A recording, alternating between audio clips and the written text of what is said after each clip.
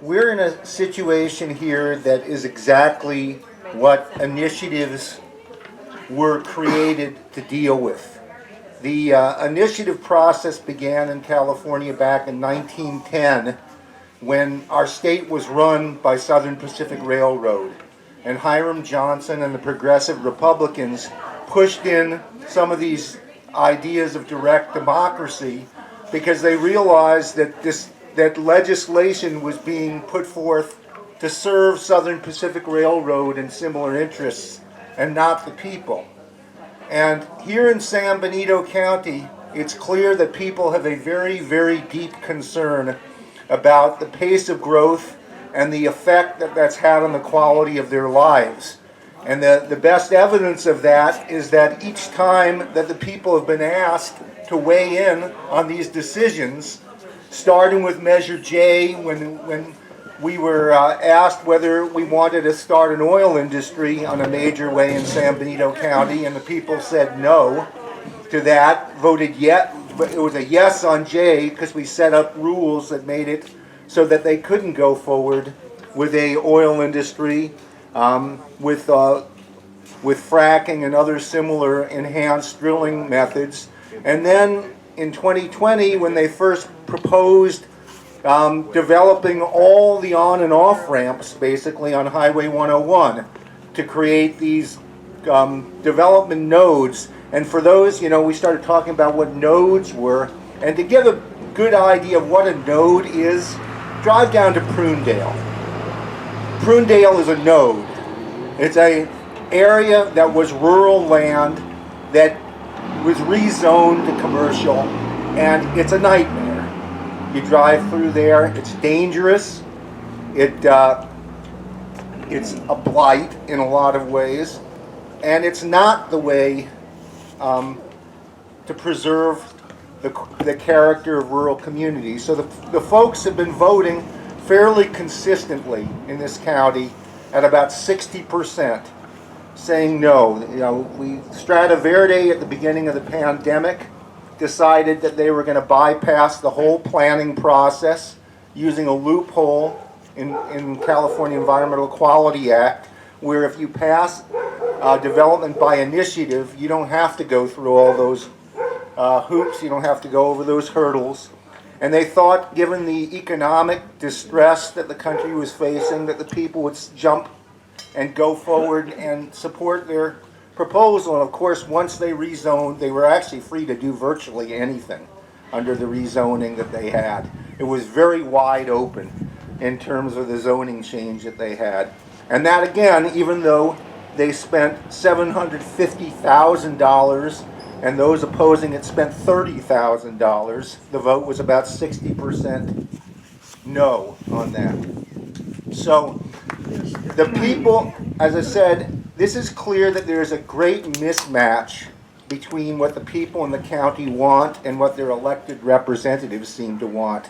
Because the response by the elected representatives after we voted down the nodes was to find ways to approve the very same projects, just giving them different commercial designations.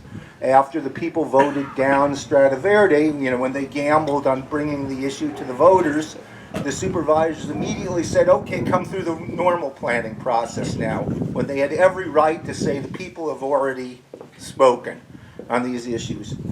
Now, under California law, the right to legislate is actually reserved to the people. We delegate decisions to our legislative bodies. And at any time when we feel that those legislative bodies are not representing us on critical issues, we have the right to take back that authority over those issues. Now, we collected 4,092 signatures. We needed, 2,060 to qualify?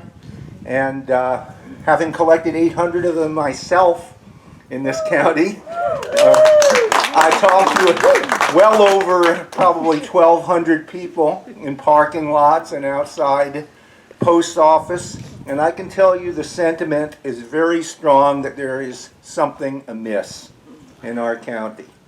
And then I highly recommend that people look at the economic impact report for for this initiative, which is now, by the way, called Measure Q, and I'll tell you a little bit about the wonders of Measure Q in a second.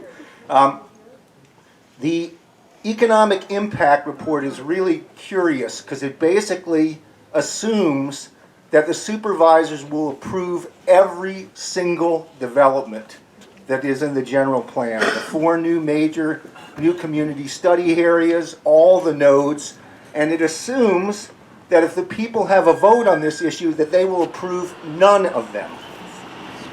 So it's almost an admission that our county supervisors in no way represent what the people in San Benito County want.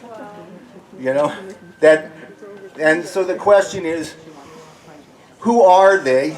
Who are they representing? And I think the answer is fairly clear to folks, that they're representing the moneyed interests that see this county as basically just an annex, a southern extension of Silicon Valley, and have no other vision for our county, don't appreciate the other kinds of potentials. And when you raise the issues of what could be done in this county, we talk about the other counties that have given people more authority over development. Napa, Sonoma, Ventura, they say, oh, we're not Napa, Sonoma, and Ventura. And you can bet that if we leave these people in charge, we never will be. We'll be something much more nightmarish. We found out a few days ago that our measure is Measure Q. And I think it's a wonderful letter for us, because our literature, our whole framing is about questions and answers. You know, is more development going to make your traffic situation work? Answer, yes on Q. Are our supervisors maybe overly influenced by developers? Yes on Q.